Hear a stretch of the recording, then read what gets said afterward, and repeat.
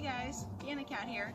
So we're out in the front yard garden doing some planting today, and I just realized that this is actually a really excellent example of a concept called succession planting. So that I just kind of point out to you what we're doing here today. And we actually planted this bed back in about October, early October, and now it is mid-January, and we planted it with succession planting in mind specifically. So you can see that this area is empty right now, and we actually have already harvested it. So this was planted out earlier too. This was all earlier, smaller, faster maturing varieties of radishes, like the little small normal round ones you would see.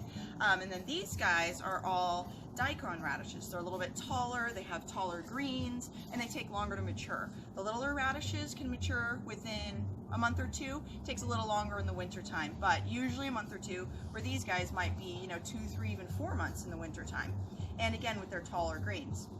And over on this side, we have some beets planted.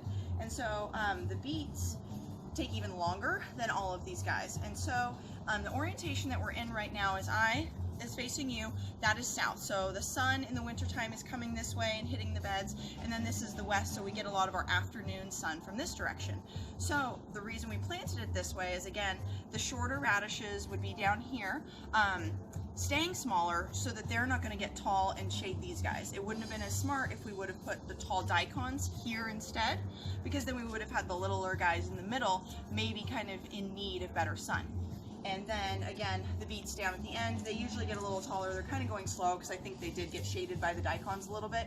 But these will actually be ready to be harvested pretty soon here. So once we take these out, I think the beets are going to really take off because they're going to get more sun then.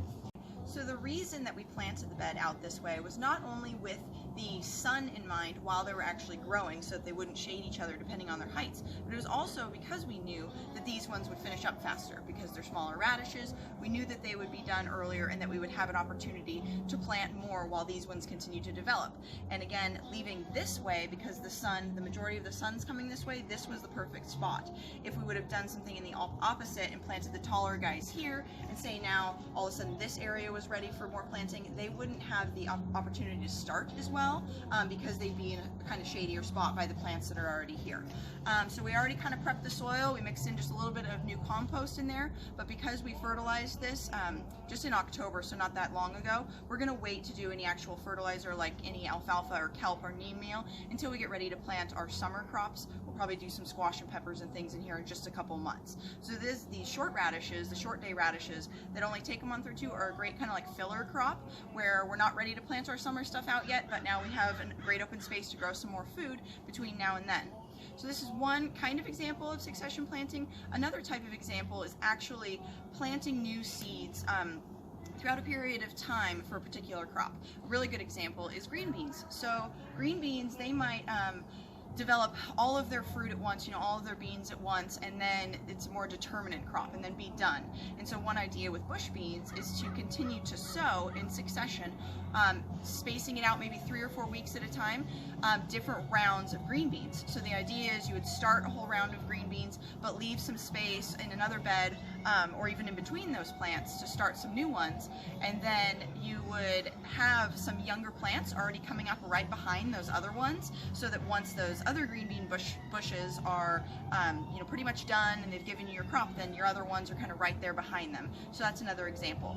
Another one is with greens. So we usually cut and come again with our greens, meaning we'll just harvest leaves from the outside of a lot of our plants. So we do that for kale, with bok choy, mustard greens, things like that. So we're not actually taking out an entire plant and needing to replant and replace it.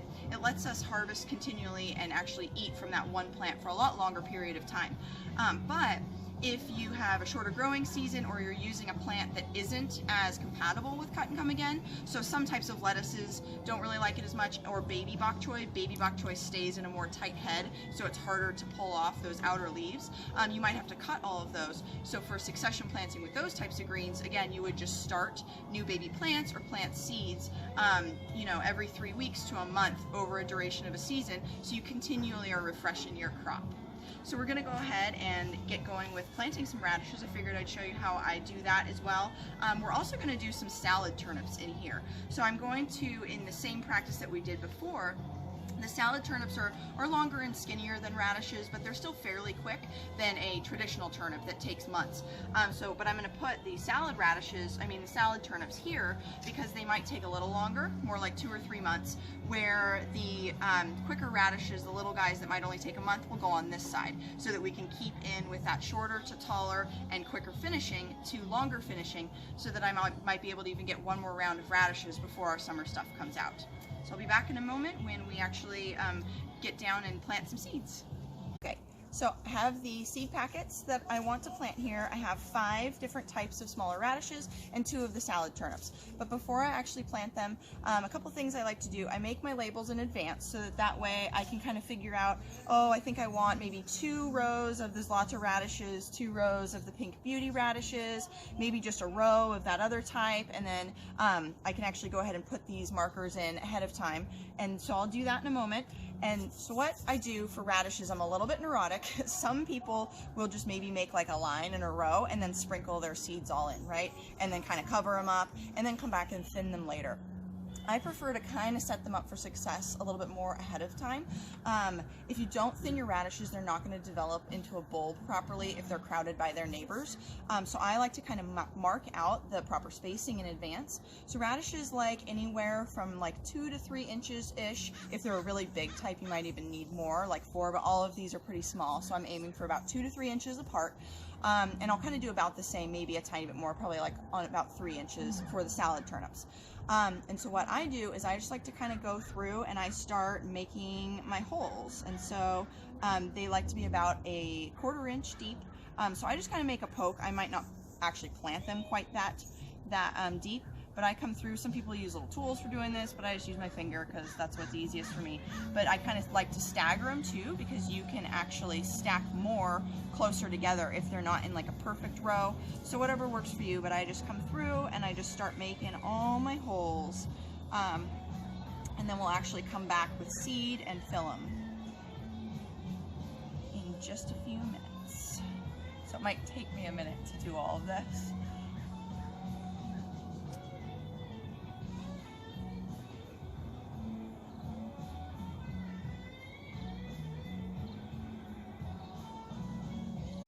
Okay, so I made all my little holes, as you can see, my little type A holes here, A-holes. Anyways, and it made about enough space for, I think, about 3 of each of these types, 3 rows of each of these types of smaller radishes, and then about a couple rows each of the turnips. So I'm just going to work my way down. So I have my seed packet here. This is the Pink Beauty. We really love these guys. This is from Adaptive Seeds, and the germination rate on this, which means its success rate in sprouting, is 98%. So I only need like 2 to maybe 3 seeds per hole. So I'm just going to get some of these in my hand, and I just get enough to work with here, and then I just start going down the line. And if I made the hole a little bit too deep, I'll go ahead and I'll kind of push with one of my spare fingers a little bit more dirt in there so I don't accidentally sow them too deep. But radishes usually come up pretty easily, so I'm not overly concerned about it. So I'm just going to drop about 2 or 3 per hole and then cover. And I like to cover as I go because if I don't, then I'm not sure where I already put seeds or not. So this helps me keep track as I drop them in, cover them up, and keep going down the line that way. And then I'm not going to accidentally, put too many in one hole or not sow any holes at all. So I'm just going to work my way down. I'll come down to that line in a second. And a note about growing radishes too is they're fast, they're easy, they're a fun crop to grow because there's so many varieties. People just think of radishes as being, these little red round things that they see in the grocery store, and there's so many different kinds. So we're growing pink ones. These are a kind of yellow-white one. These are like a long, more icicle type. They vary too in their amount of spiciness. So if you don't love spice, trust me, I don't like spice. I'm actually kind of a wimp myself. Some can be really mild and sweet, and so they're just a great versatile crop. There's a lot more options when you grow your own than what you get in the grocery store. They grow fast, and they're one of our favorite things to ferment as well. We all really like to ferment radishes with a little bit of garlic and dill, and they end up being really mild, and they're not as spicy afterwards, and they're just a really great treat on top of salads and things. So I didn't like radishes before we started growing them ourselves, and now they're one of my favorite things to grow. Alright, so I already finished the pink beauties on this side, so I'm going to move on to these Lata. So again, just following the same process. I'm just going to put about what I think is the right amount in my hand, and I'm just going to come through and pinch, drop a couple, cover it. Pinch, drop a couple, cover it, and just go down my little line here. And one thing to note too is that even though I'm putting 2 to 3 seeds per hole, we are going to come back and thin these afterwards. Like I said, they all need their proper space in order to grow. They're going to compete for nutrients and air and light. So if you do not thin them, they're not going to develop properly. And so once they sprout, then we'll come back, usually after they have their first set of true leaves, but sometimes even sooner, and I will cut them with little tiny scissors down to the strongest sprout per spot. And that way everyone's going to have all the space they need to succeed. Alright, it's getting a little bit dark, but last step is to give it some water. And so when seeds are sprouting before they've germinated, it's really important, especially for something that's sowed so close to the surface like these, to keep them pretty moist until they've sprouted, and then thereafter, if the seeds dry out, they're not going to sprout. So I might actually have to come out here with a watering can or a gentle hose sprayer and give this a little bit of water, maybe every day, every other day for the next week or so.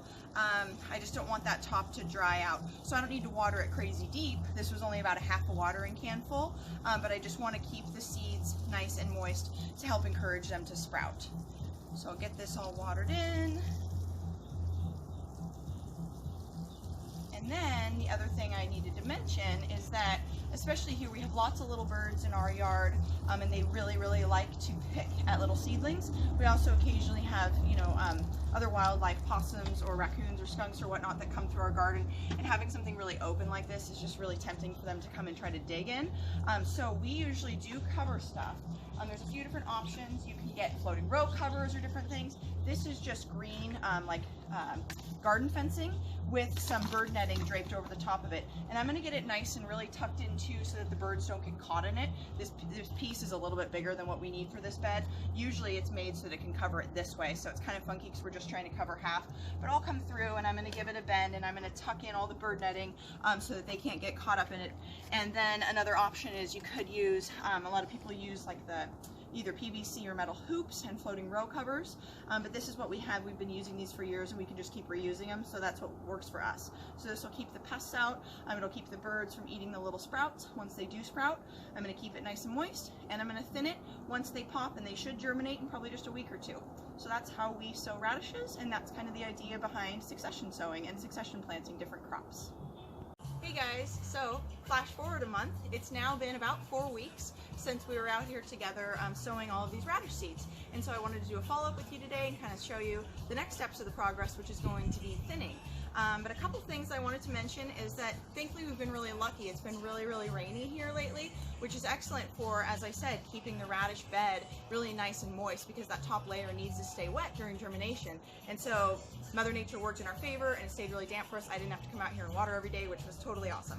However, because it's been really overcast, pretty cold actually, our nightly murder of crows is flying over, but it's been kind of overcast, it's been pretty chilly, that they are moving a bit slower than they would at normal other times of year. So if this was summer or fall or spring and we were starting these, they would already be significantly bigger than they are now. So this isn't a great representation, because a lot of seed packs for radishes will say that they are, you know, harvestable within about 30 days. And so if it's been a month now, we're like, where's our radishes?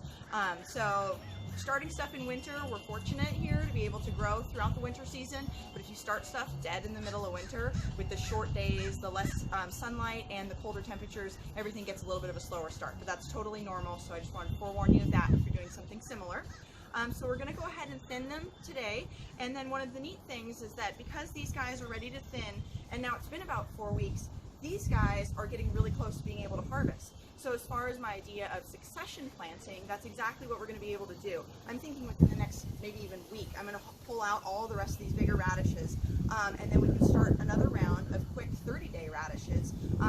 Again, it might be a little longer than 30 days, but another round of really small, quick developing radishes before we end up clearing this whole bed, probably in about 6 weeks for some of our summer crops to come in. Right now it's the middle of February, so we're talking about like end of March, early April is when we'll get our summer stuff here. So, just for fun, thought, before we show you the actual thinning, show you how some of these daikons are looking. Oh yeah, there's definitely some that are ready to come out. I'll get this one now. I'll leave that one another couple days. But so these are a couple of our daikons, and you can see how big and beautiful they are. So we'll go ahead and get close up and do some of the thinning now. Okay, so here's what they all look like, nice and close. And those purple ones far in the back there are the salad turnips. But again, normally they'd be a little bit further along, and then I'd be thinning them just a tiny bit bigger, but this is actually a pretty good size. It's hard to see how small, but you can tell in there they actually do have their first little set of true leaves starting. So in this case, that one looks nice and big. I might pull and get rid of something littler. I'm sorry to stick my big old hands in here.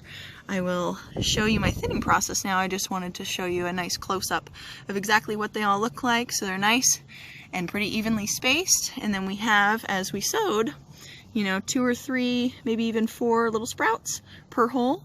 So we are going to thin those all down to just one strongest sprout per spot.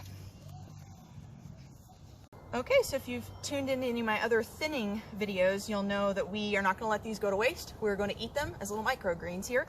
So we just have some trimming shears, and this is how we usually prefer to thin a lot of stuff, because a lot of folks will wait until these get a little bit bigger and then actually pluck out the radish, but I don't want to, risk pulling out the one that we want to keep on accident, and I also don't want to crowd them any longer than they need to. I've said it before and you'll hear me say it again. I like to thin as early as possible because that allows for exponential growth as early as possible. These guys are all competing with each other right now for soil and root space and nutrients and air and all that good stuff. So as soon as I thin them down, the quicker these ones are going to take off. So just using my trimming shears, I'm just going to go through and I'm going to pick out the ones that I don't think are as strong and leave the one that looks like it's the furthest along, the one that has the bigger sets of true leaves, the one that maybe doesn't look quite as skinny or runty, and it's as simple as that. So I'm just going to go through and do that and try to be careful. I'm pretty comfortable using these, and so I, go kind of quick, but I usually grab the one that I'm cutting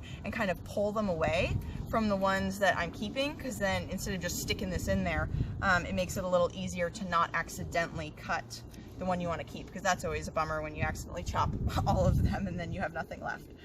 So yeah, I'm just going to go through that, finish that process, and then we'll have a nice big bowl of radish microgreens left that we can throw on top of salads or throw in soup, or sauteed with other veggies, and then when we're feeling very generous, the chickens get a little bit of this too. Right, so there's some of the microgreens that I have trimmed up so far, and now you can see we've got a bunch of singles. I think I'm going to leave a little bit of these turnips.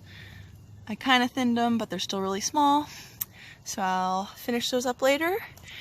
And I've got my lovely assistant here helping me trim because it was getting a little bit tedious. It's a little cold and windy. We're gonna go inside and enjoy the rest of our evening inside by the fire. But I hope you enjoyed that video of how we plant, thin, and kind of succession sow our radishes here on our little homestead.